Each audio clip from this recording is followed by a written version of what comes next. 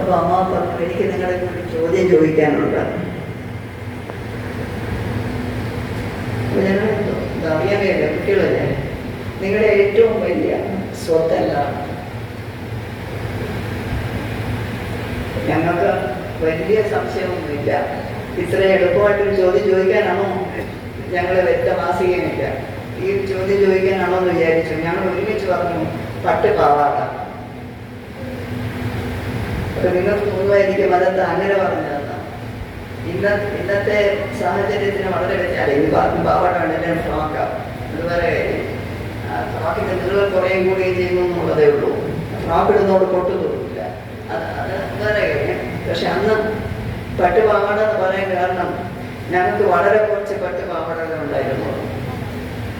ഒരു സാരി വാങ്ങിച്ച 6 ചാടി സാരി വാങ്ങിച്ച് മുറിച്ചാൽ 2 പാവാട. അപ്പോൾ ഞങ്ങൾ കുട്ടികളാണ്, ഫുൾ സാരി ലെങ്ത് വേണ്ട. അപ്പോൾ ടക്കിടും. അപ്പോൾ പൊക്കം കൂടി വരുമ്പോൾ ടക്ക് അഴിച്ചഴിച്ച് വരും. അപ്പോൾ ഫുൾ വളർച്ച വരെ ഈ പാവാട കീറുകയില്ല, നല്ല പട്ടാണ്. അപ്പോൾ 5-6 പാവാടേ ഉള്ളൂ.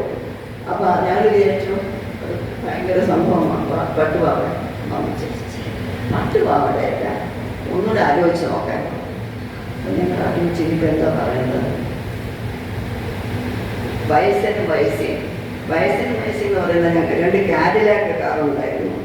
ഈ കാഡിലാക്ക് കാറിനെ അത് ഒരു കാർ ഓടിക്കുന്ന രാമയ്യർ എന്ന് പറഞ്ഞ ഒരു ബ്രാഹ്മണ ഡ്രൈവറാണ്. അദ്ദേഹത്തിൻ്റെ ജീവിതത്തിൽ ഏറ്റവും സ്നേഹം ഈ കാഡിലാക്ക് കാറാണ്. അപ്പോൾ കുറച്ചൊരു പഴയ ഛായ. അപ്പോൾ അദ്ദേഹത്തിൻ്റെ ദേഷ്യം വരും വയസ്സിനും വയസ്സിനും. അദ്ദേഹത്തിനെ ചൊടിപ്പിക്കാനായിട്ട് വയസ്സിനും എന്നാണ് ഈ 2 കാറിൻ്റെ പേര്. അപ്പോൾ വയസ്സിനും വയസ്സിയുമാണോ? അല്ല, ശരിക്കും ഒന്ന് ആലോചിച്ച് നോക്കാൻ. എന്താ ചെയ്യാം? ആലോചിച്ചു ഒരു കാര്യം ചെയ്യാം.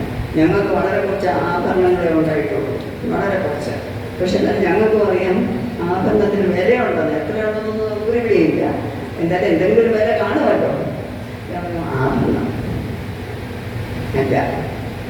അപ്പോൾ പിന്നെ ഇനിയിപ്പോൾ എന്താ ചെയ്യണം? അപ്പോൾ ആക്കെ ഞാനും കൂടെ ഒരു ഹൈ ലെവൽ കോൺഫറൻസ് നടത്തി. ഇനി എന്താ പറയേണ്ടത്? ഞങ്ങൾ ഇനിയും അമ്മാവനൊന്നും പറയാനില്ല, അമ്മാവനെ തോപ്പിച്ചത് തന്നെ. ഞങ്ങൾ ഒരുമിച്ച് പറഞ്ഞു കൗടിയാരം കൊട്ടാരം. ഇപ്പോൾ സ്വത്തല്ലെന്ന് പറയുന്നു.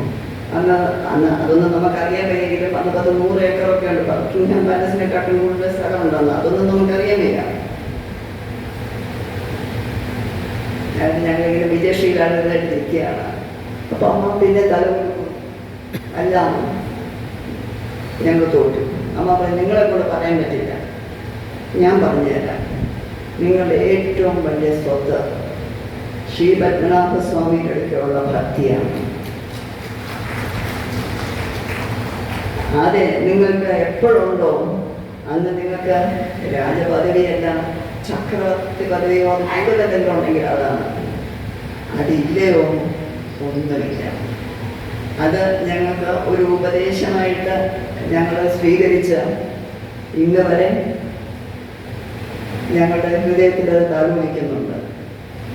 ഒരുപാട്. പക്ഷെ ഇപ്പോൾ വിഷയം മാറിപ്പോകുന്നു. നമ്മളിപ്പോൾ അമ്മമാരുടെ കാര്യമാണ് പറയുന്നത്, ഞാൻ അമ്മാവൻ്റെ കാര്യമാണ് പറയുന്നത്. അപ്പോൾ അതെന്തായാലും തിരിച്ച് വരാൻ